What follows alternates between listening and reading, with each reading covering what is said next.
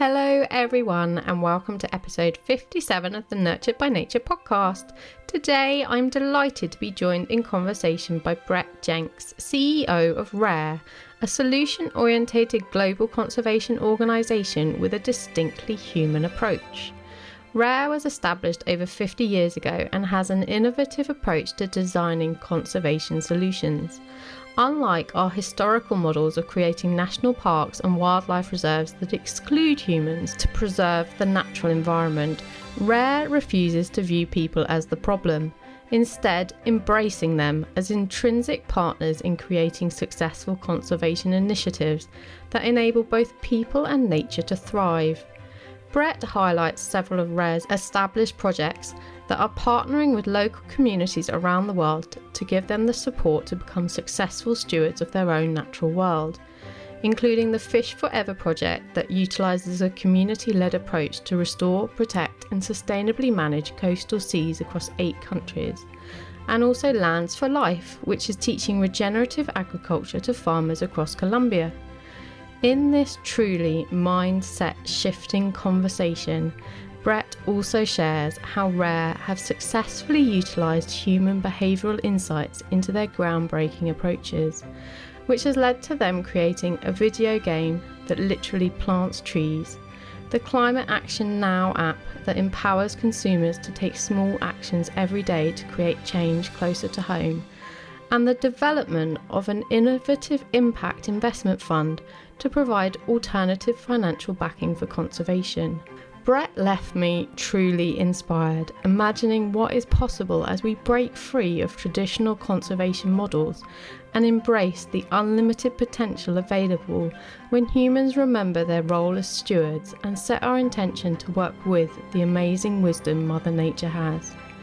If you ever thought you couldn't make a difference, Brett reminds us to think again and be inspired to help create change. Welcome, Brett, and thank you so much for joining us today on this episode of the Nurtured by Nature podcast. I'm really very much looking forward to speaking with you and learning more about your incredible work and the work of RARE as well. But just to get us started, I always just ask my guests to share a little bit about their nature story. So really, it's quite open. You can interpret it however you like, but just how nature's played a part of your life, any fond memories or anything you'd like to share to get us started would be lovely.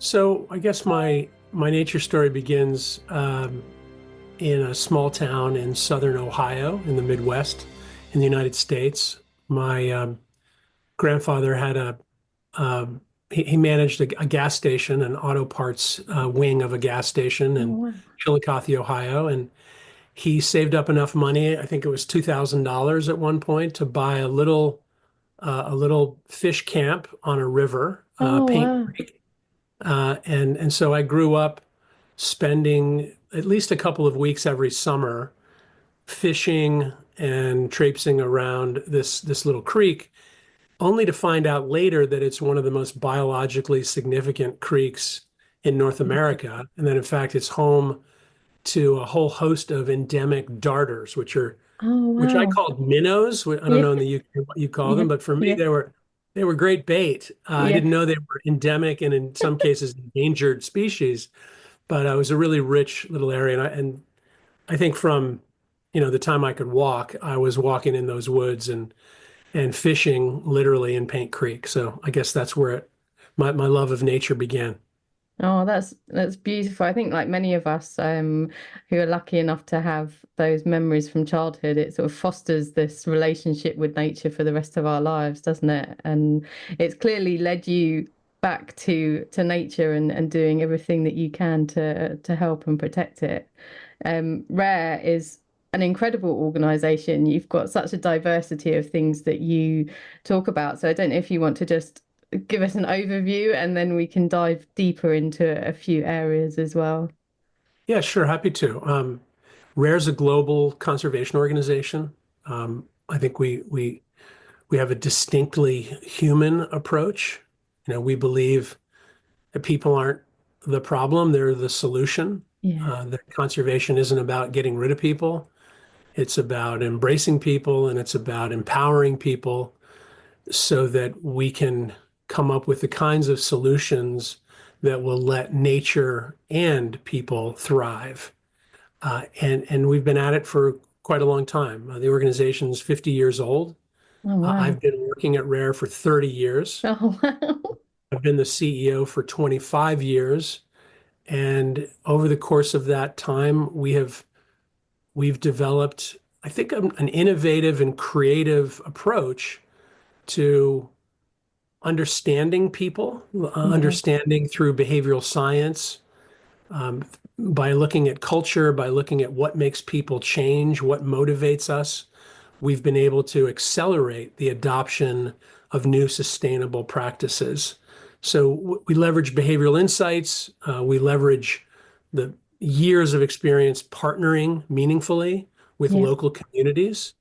And in the end, what conservation looks like at Rare is community driven, outcome oriented, big systemic change with lots of local heroes. And so to Oh, give I you a love sense that. that what that looks like in action, there are 2,000 communities around the world right now in countries like Indonesia, the Philippines, Mozambique, Brazil, Honduras. And those 2,000 communities are coming together. They're looking out at their coastal waters, recognizing that they've been overfished, Yeah. and they're setting up areas where they all agree they're not going to fish. They're setting up new rules and regulations for how to fish sustainably. They're working to protect the mangroves and the coral reefs and the seagrass beds. And what they're finding is not only are the fish populations recovering Oh, and the wow. habitats being preserved, but they themselves are finding a deeper sense of meaning and Yeah. purpose and pride. Yeah. And to me, that's what great conservation looks like. Oh, I love that, Brett. I've actually almost got like chills listening to you speak about that because it's just, it's so important. I think there is so much like sort of overarching doom and gloom around the environment, and there has been a thread previously about basically people need to kind of take themselves out of the equation, and that's the solution for nature is no people. And I think more and more we're seeing through amazing organizations like yourselves that actually you can put people back into this relationship with nature and you can have incredible results, and they can both thrive side by side. And that's the kind of solutions that we need to be focusing on rather than sort of a mass extinction of humanity in the hope that that's going to solve all our problems. But I just, there's so many things that you're talking about there. And I know we could go off in many different directions, and we'll probably cover them all over time. But I think one of the things that you talked about particularly was about people having sort of feeling that ownership and sense of pride. And I think that's really fascinating that you are kind of empowering these local people. You're giving them the resources, but then putting the management very much back in their hands. And that's what you found has been really successful in these areas, isn't it? Well, look, for the past, 100 years, we environmentalists, conservationists have been creating national parks. They've been creating Yeah, preserves, with the idea that if we keep people out of the equation, yeah, we can those gorgeous landscapes, can thrive. And the reality is, if you create a park and you kick out people, you create poachers. yeah, If yeah, you engage people and partner with them, you create stewards. yeah, Ultimately, people really want to be stewards. They yeah, don't want to be poachers. yeah, And that may sound simplistic, but it is a mind shift, and a strategic shift that really matters. I mean, if you pull back and look at the broader context, let's consider planet Earth and human beings, right? So we are so special in some ways that we're a species sitting on a planet, spinning around in a solar system around one sun. yeah, There are probably 200 billion additional suns just in the Milky Way, just in one galaxy. yeah, There are probably 200 billion galaxies.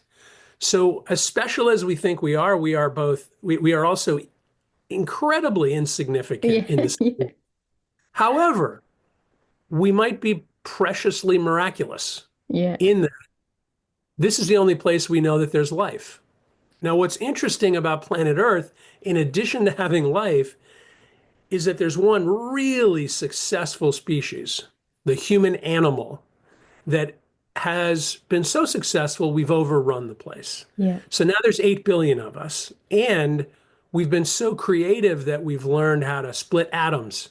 We've learned how to create robots that theoretically think. We're now able to bioengineer our way out of certain diseases. Yeah. Eventually, we're managing our own evolution, but we're doing so recklessly because when you look at the planet, the stable atmosphere that for the past 10,000 years, the Holocene has enabled us to create civilization and religion and art and poetry, and cars that drive themselves and interstellar, or at least interplanetary travel. We're incredibly innovative, but we may not have evolved our moral judgment and our wisdom fast enough to Yeah. keep up with how much we've learned to sort of take from this ecosystem. And so ultimately, what we believe is if you want to save all the species on planet Earth, there's really only one that you have to understand, and it's us. Yeah, it really is quite a fascinating different approach to conservation that is actually really refreshing because I think this when you were saying about poaching, I've spent quite a lot of time in Africa and involved in national parks there and it's very much the model is, you have this beautiful landscape, pristine, people are outside of it, communities are outside of it. In some cases, sadly, historically, communities would have been, forcibly moved outside of it to create these national parks. And you do create this sort of it's division, isn't it? You create this division from people and their cultural and environmental heritage, and then they don't feel this sense of ownership for it. It's something that's been taken away from them. It doesn't provide often for them to survive or thrive, as we mentioned earlier. And then they come and they do poach because they are struggling and they need the resources that are there and they don't receive benefit from it.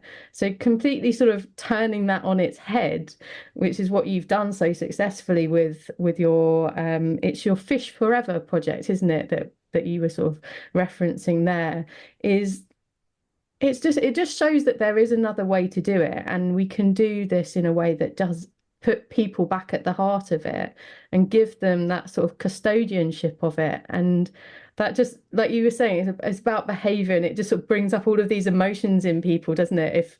If they feel that they have responsibility for something and they have control over it, and then they start to see the benefits of like the fish returning and things, it sort of becomes a self-fulfilling cycle, doesn't it, for them? Yeah, absolutely. I mean, we're very careful to talk about empowerment in a way that isn't condescending. It's not like we're showing up to empower people to manage what is rightfully theirs. Yeah. There is something to be said for from an environmental justice standpoint for recalibrating the power imbalance Yeah. such that many local people, in some cases indigenous people, living in a we describe them as the sort of these people are our partners, they're our friends, they're our family, they're our employees. They have for generations inhabited these places. Yeah. They happen to be some of the poorest people living in some of the richest places.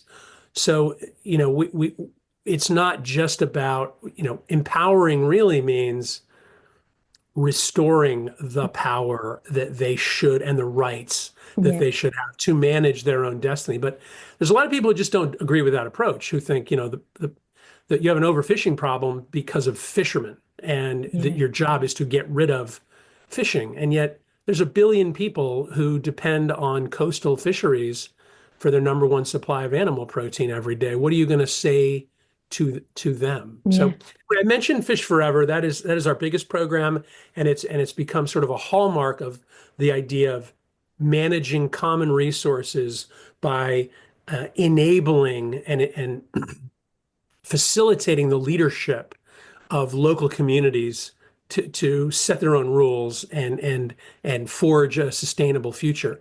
We also have a program that works on regenerative agriculture in Colombia, in South America. It's called Lands for Life. I was just there last week, and the idea is there's millions of farmers who have 10, 5 hectares or Yeah. less. Yeah. They are eking out a living. In the case of Colombia, because they've had a civil war for 50 years, most of the farmers have had no agricultural extension service, meaning no good advice Yeah. for Okay. 50 years, just Yeah. multiple generations, to the point that when we started working with a pilot group of 200 local farmers several years ago, 94% of them had stopped composting. They had Oh, lost wow. the practice of basic composting, which Yeah. means, taking the detritus from your farm, Yeah. letting it sit so Yeah. that it can turn into fertilizer that's free. Yeah. Instead, these poor farmers were buying fertilizer from the Oh, sales folks. They were also then buying herbicides. So the way they farmed was putting a tank on their back and parts of the year spraying, yeah.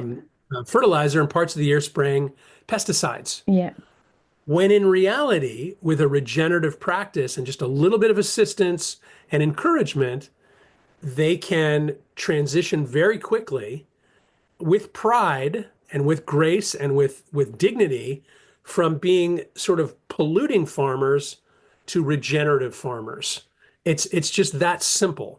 Yeah. Of course, it's not simple to do at scale, but that's another thing we're working on. And then finally, we have a number of emerging initiatives that are related to, again, changing behavior, especially on the consumer side. So for folks like you and me, we who are living in England or Australia or North America, More sort of capitalist societies that, yeah. Yeah. in the global North, let's just Yeah. say, folks who are making decisions about how to drive to work or how to heat and cool their homes or having the choice of the diet that they want to live with, promoting plant-rich diets, using cultural avenues like streaming services like Netflix or HBO or in the United States, NBC or the BBC in the Yeah. UK, so that we're working not just on the production side, but also on the consumption side. Yeah, I think there's so many, and I think that's what you guys are really interesting about is that you kind of you got this sort of multifaceted approach to it, which is really important because I think sometimes there is like we can break things down into like individual components, and you kind of need to do that at a sort of project level, but you also need to have this sort of overarching multifaceted, multi-pronged approach to it.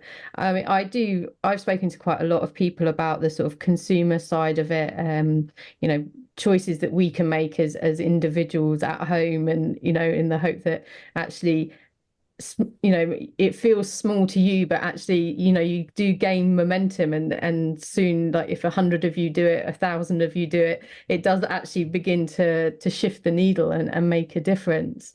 And but I think what's really going back to Colombia and your regenerative agriculture, that's something that's gaining momentum here in Europe as well, particularly at the moment. And it's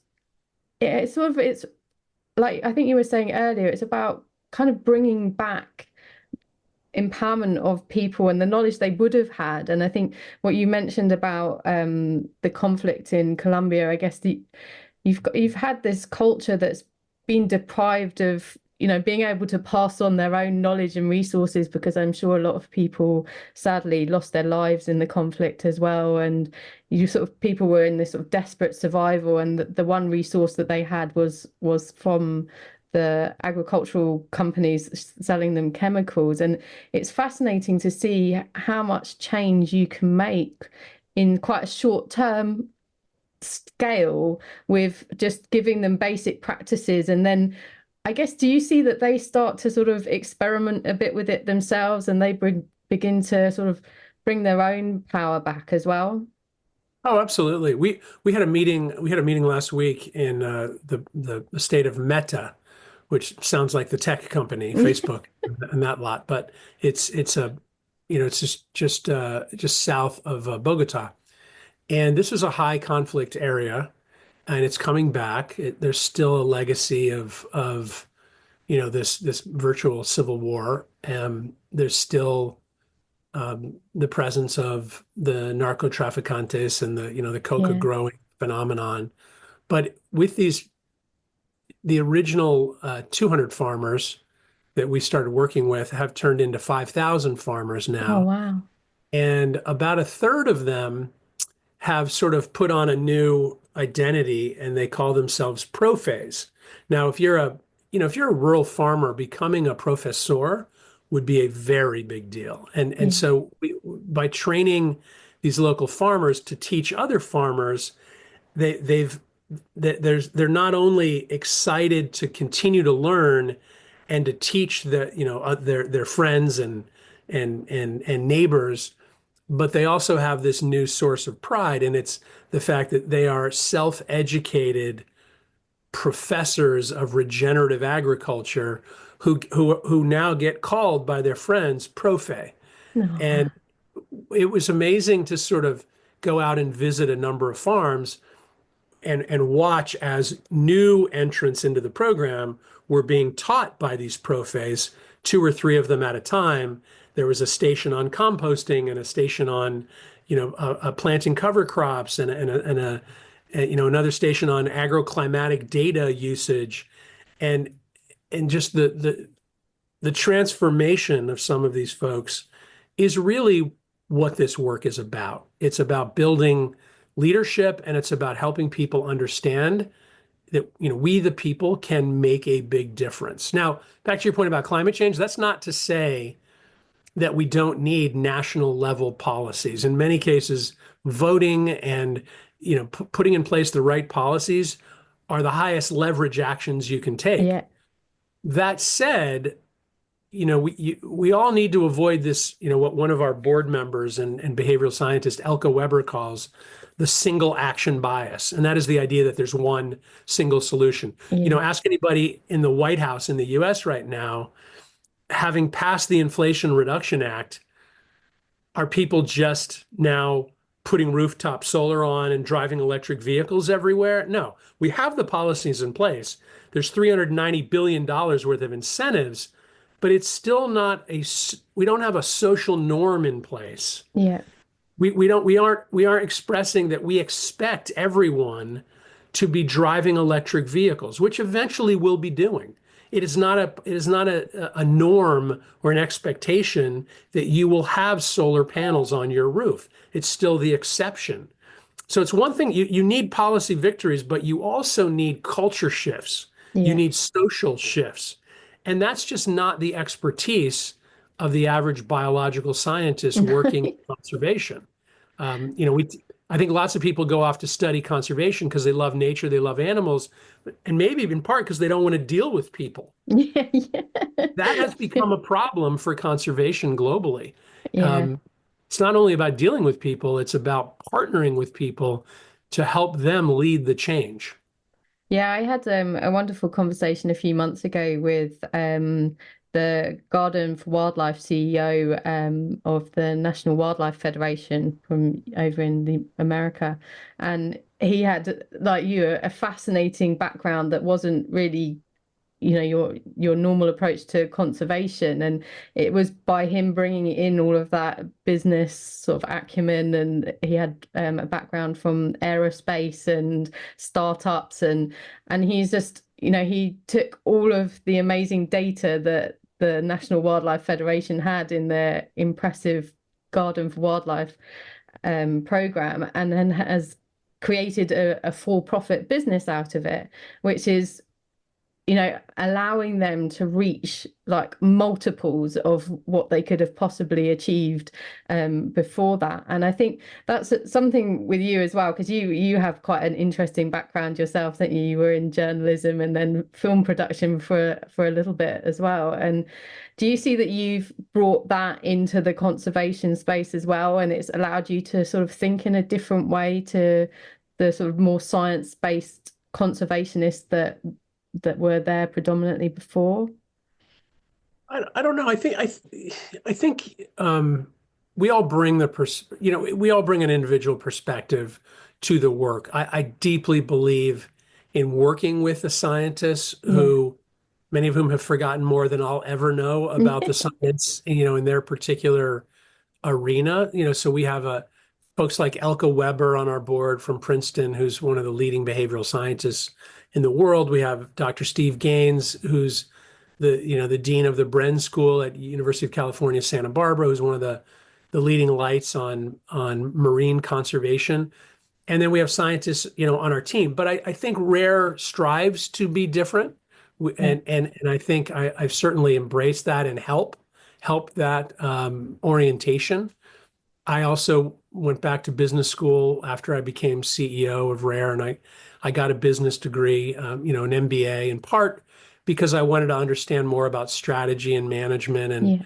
part because I wanted to understand more about private capital flows and how business actually works. Um, but in terms of, I think we're very proud of taking an innovative approach. At times, people have accused us of being almost irresponsibly creative or innovative. So we end up with, a program on fisheries and a program on regenerative ag and a program on blended finance. We Yeah. have a center for behavior in the environment. We have a program in Hollywood working on cultural norms. And those are the nonprofit programs. We also have a for-profit holding company. And in that holding company, we have world's first impact investment fund for coastal fisheries.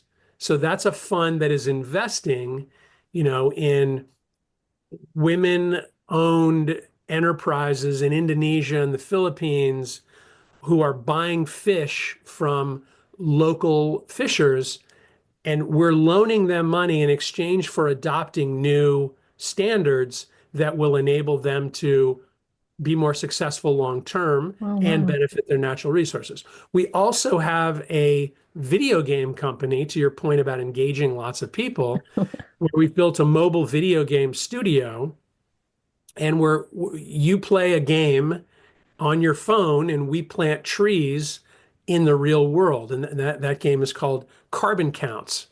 We are also a minority shareholder in a company called Climate Action Now, which is basically an app you use on your phone.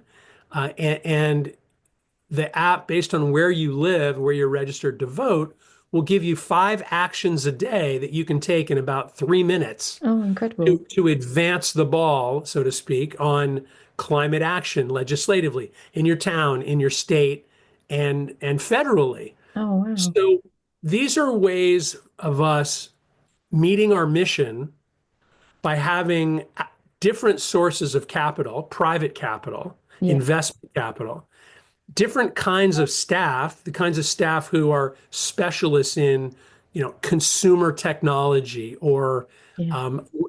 building a highly engaging value proposition, in an app, the kinds of people who might not usually be found in a nonprofit environmental organization. And I think what that reflects is in part innovation, and in part it reflects a willingness to take risks, a willingness to fail, because we recognize this problem is so big that we Yeah. need everybody. We need Yeah. everybody to do Yeah. something. And so it's not just the scientist, and then it's not just the CEO. It's got to be those people creating culture, those people writing films, writing TV series. It's got to be folks who spend most of their time playing games on their phones. It's got Yeah. to be investors. We need all of us, because there's 8 billion of us who are part of the Yeah. solution. I think it's really, really important to I think what you're doing, and like we've used this word a lot, but it's empowering. And I think you're also empowering the conservationists and the scientists. And like you said, like they have so much passion and so much heart for what they're doing. They have so much knowledge. They have been gathering this data, and they have often, sadly, been struggling to get that information across to people. I think that's where their challenge has really come, is to get people really engaged with the messaging that they're trying to deliver, and to sort of translate it to the everyday person. And that is really important. I mean, I know in this country, and I suspect it's possibly quite similar in America, but the amount of money that's donated to the environmental charities is minuscule. I mean, I think it's something like 5% of all the charitable donations goes to the environment and wildlife.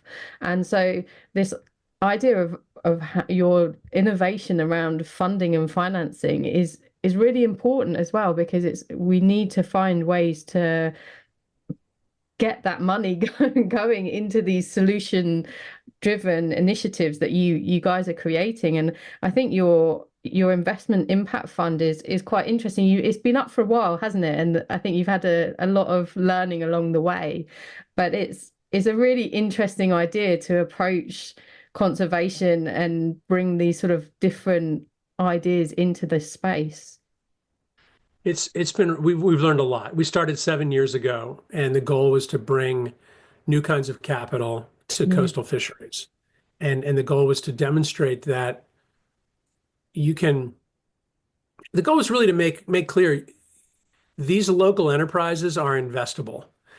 Someone just needs to take the time to understand the context yeah, in which they operate. So, if you're investing in a small business in Indonesia, you need to have Indonesians vetting the small business. You, yeah, you need to help the small business owner have the kind of bookkeeping that will let you understand what their cash flows are, to know what kind of loan that would be, acceptable yeah, and beneficial for the company. And that's the kind of work that there aren't that many private lenders who want to do. yeah, So this is all a part of transitioning, essentially breaking our mindsets. You look at the planet and you think of the natural systems that we take for granted.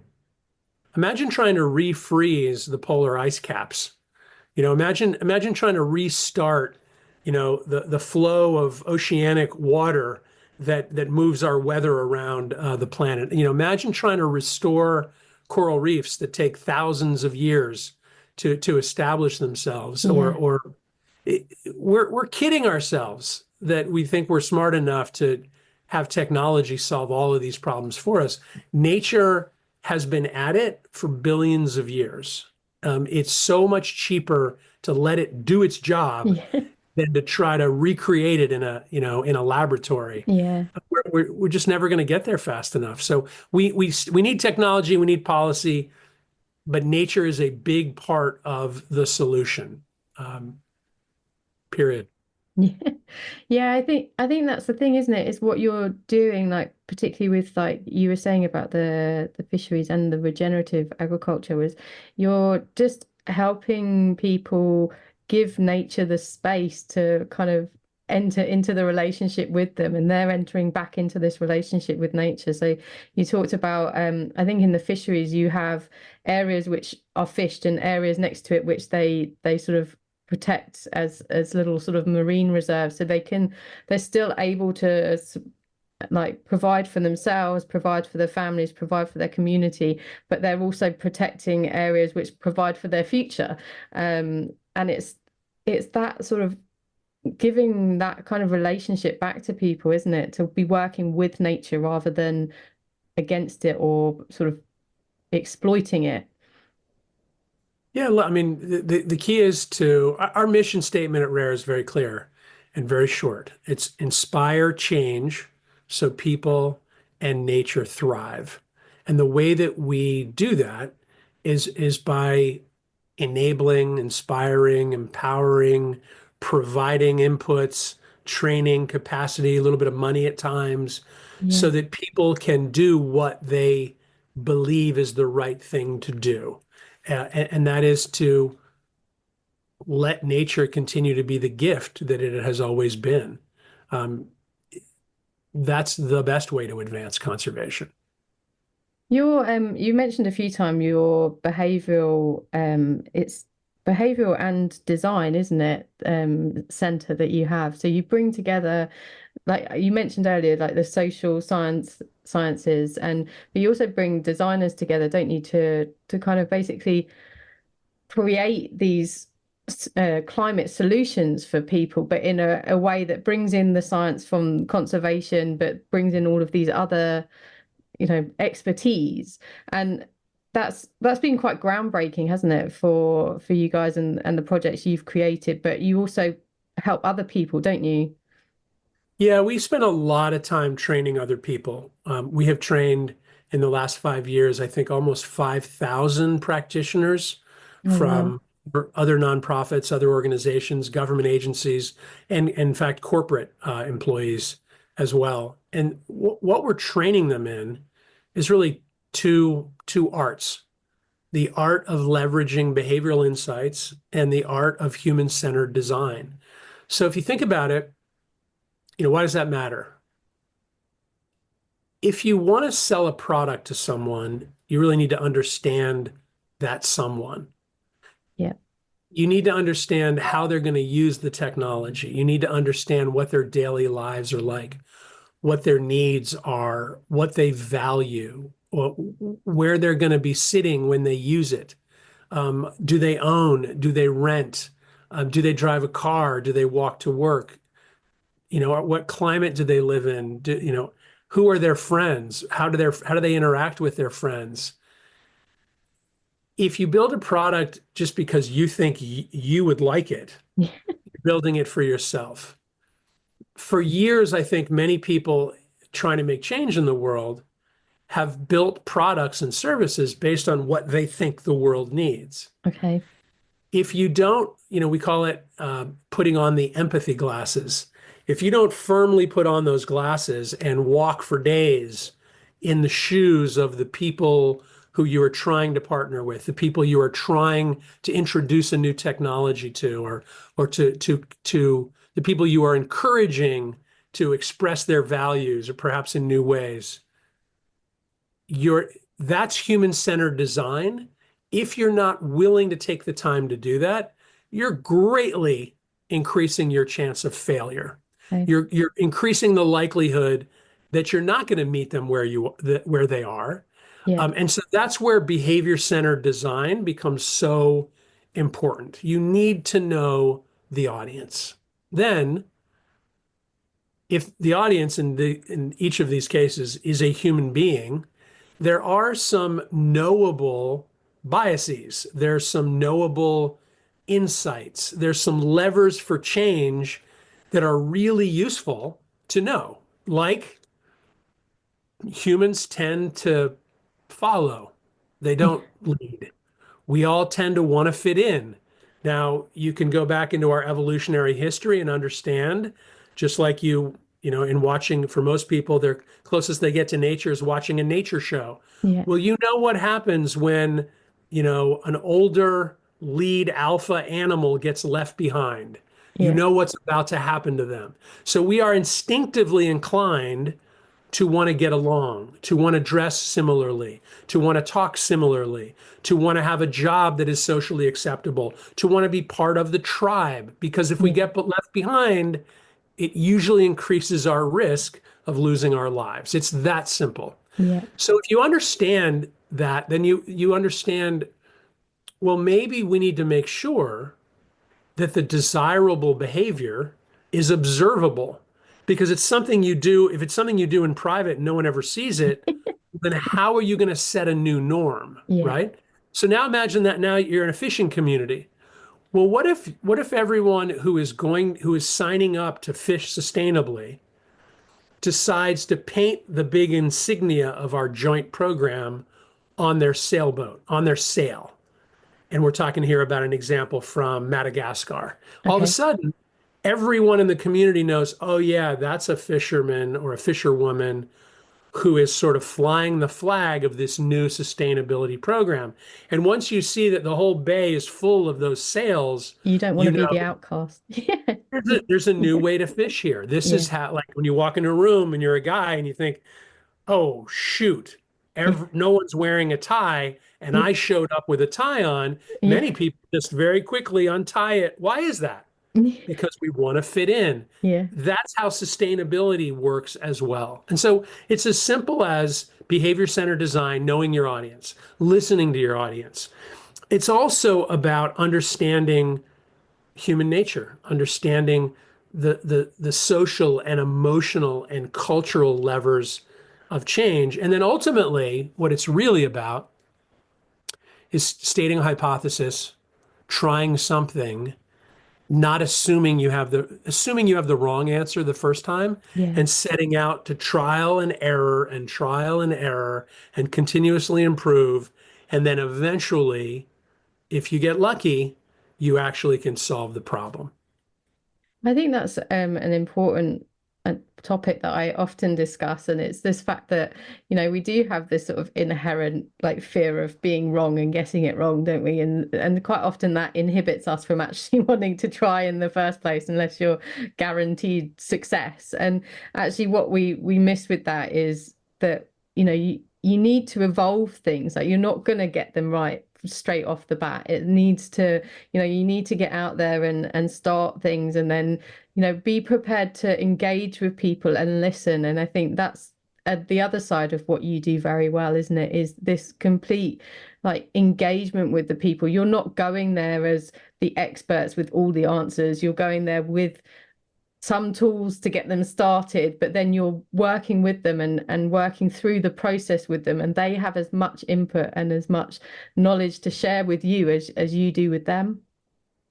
Yeah, absolutely. I mean, you can't do conservation in rural communities without having a deep respect for the people who Yeah. are born there and the people whose people have lived there for generations. It's tricky though in our space at times you also have to play this game where you're overly confident about your potential for success Yeah. because you have to convince folks that you're credible or that you're going to you have to put on that brave face to raise the money to Yeah. be able to take a risk. Sometimes I like to joke that we have to work very hard to raise money just to get the chance to fail. Yeah. And Wow. and that's Okay. tricky. You need funders as partners who are equally interested in the outcomes and therefore understand that we shouldn't just evaluate our success based on how faithfully we execute a plan that was written 4 years ago. We Yeah. should evaluate our success based on how much we have been able to modify and change and improve in order to get the outcomes that we desire. Because, that's the real world. Yeah. Nobody gets it right on their opening bid.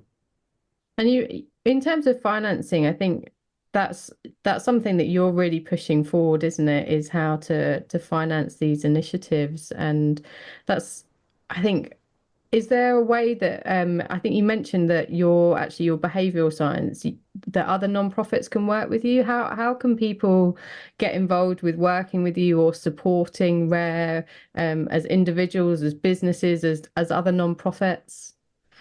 So we have there's different avenues depending on what people are interested in and who they are. For the average person who just wants to support a good cause, you can go to rare.org and you can make a donation and you can set it up to, not think about it again and do it like your subscription Yeah. program monthly.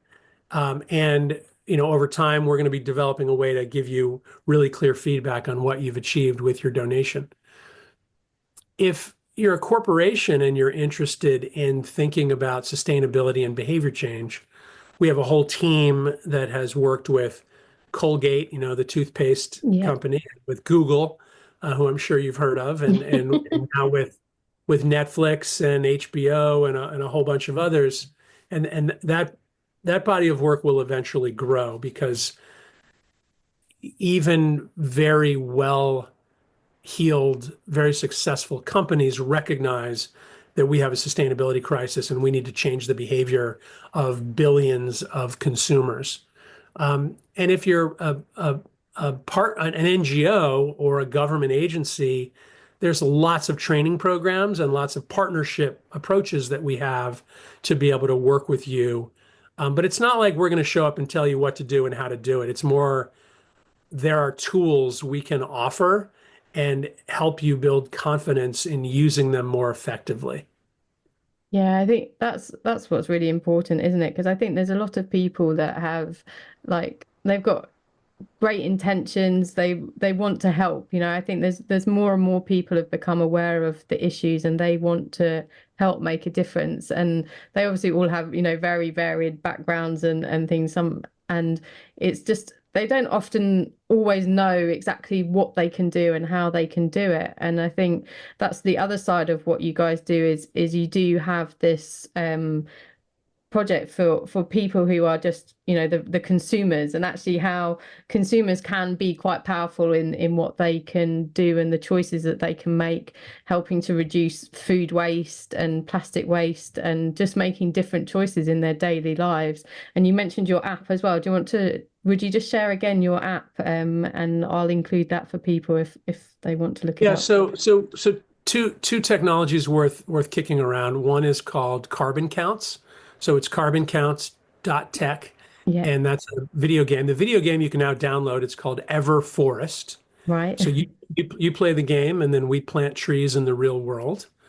Um, the second one is called Climate Action Now. Yeah, So if you're in the United States, it helps you understand just the way you can take basic action on your phone to let many more people know that you care about climate and that you are taking action so that your elected representatives will as well.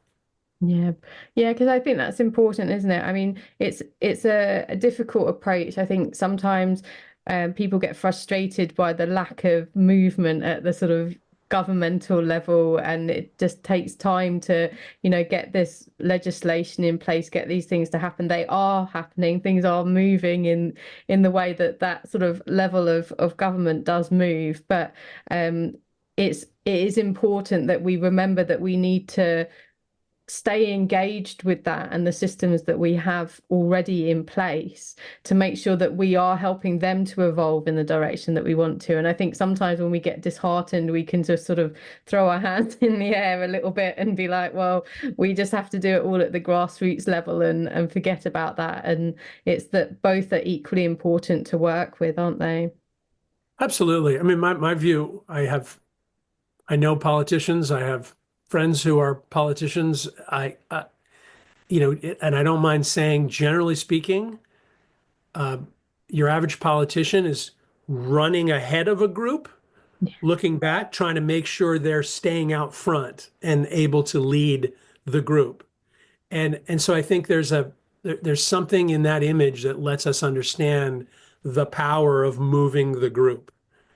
If we can figure out how to move the masses, Yeah, the leaders will follow. That's just yeah, a given. yeah, But you need both. yeah.